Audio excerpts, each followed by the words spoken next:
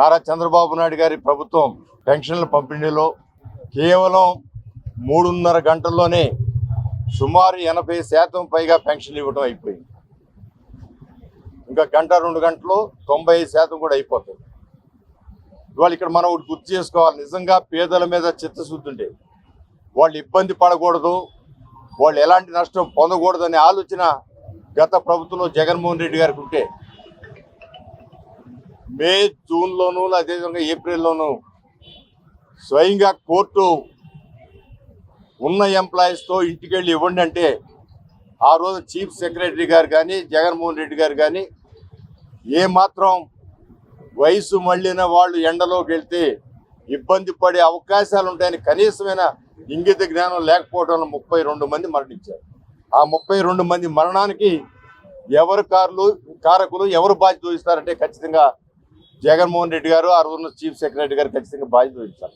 అది హత్యా నేరం. ఇవాళ చూసాం అదే ఎంప్లాయీస్ కొత్తగా ఎవరిని బయట వాళ్ళని తీసుకురాలి. ఆ గవర్నమెంట్ ఎంప్లాయీసే కేవలం 3 గంటల్లో 80% పైగా ఇచ్చేశారంటే వాళ్ళకి ఇంకా చొరవ వస్తే 2-3 గంటల్లోనే 100% ఇచ్చేస్తారు.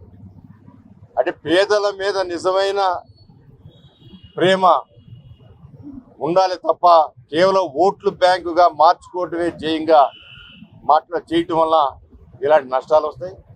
అందువల్ల ప్రజలందరూ కూడా ఇవాళ ఒక ఆయనకి 10,000 రూపాయలు, ఆయన డయాలసిస్ పేషెంట్ అయితే 10,000 రూపాయలు ఇస్తుంటే చంద్రబాబు గారికి నా యొక్క కృతజ్ఞతలు చెప్పండి అని చెప్తా ఉన్నారు. అసలు నీకు ఎంత వస్తుంది అనుకున్నావు పెన్షన్ అంటే నాకు 5 వస్తుంది అనుకున్నానండి అన్నారు. అంటే వాళ్ళ 10,000 రూపాయలు డయాలసిస్ పేషెంట్కి 100% వికలాంగులు ఉంటే వాళ్ళకి 15,000, అదేవిధంగా వితంతు కానీ వృద్ధ పెన్షన్ కానీ 4,000, అదేవిధంగా వికలాంగుల పెన్షన్ 6,000.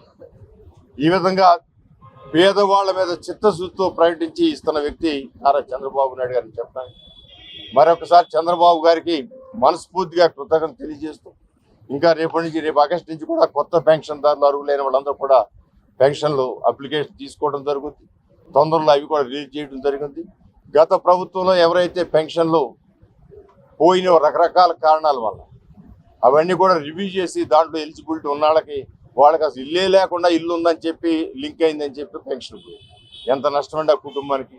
ఇల్లే లేదు, అసలు లేదు, ఇల్లు ఉందని చెప్పి లింక్ అయ్యి పెన్షన్ పోయిందంటే చిన్న మిస్టేక్స్ వస్తాయి టెక్నికల్గా, కానీ అవి చూసి ఇమీడియట్గా రిక్వెస్ట్ వాళ్ళ పెన్షన్ వాళ్ళు తప్ప ఆ సందు దొరికిందే సందుగా ఆ పెన్షన్ తీసేసి మనకు ఒక వ్యక్తి తగ్గాడని ఆనందంతో ఆ రోజు జగన్మోహన్ రెడ్డి గారి ప్రభుత్వం చేయడం జరిగింది. ఏదేమైనా కూడా నారా చంద్రబాబు నాయుడు గారు ప్రతి ఒక్క చోట పెన్షన్ తీసుకుని ప్రతి ఒక్కరు కూడా మనస్ఫూర్తిగా ఆయన దీవిస్తూ ఉన్నారు.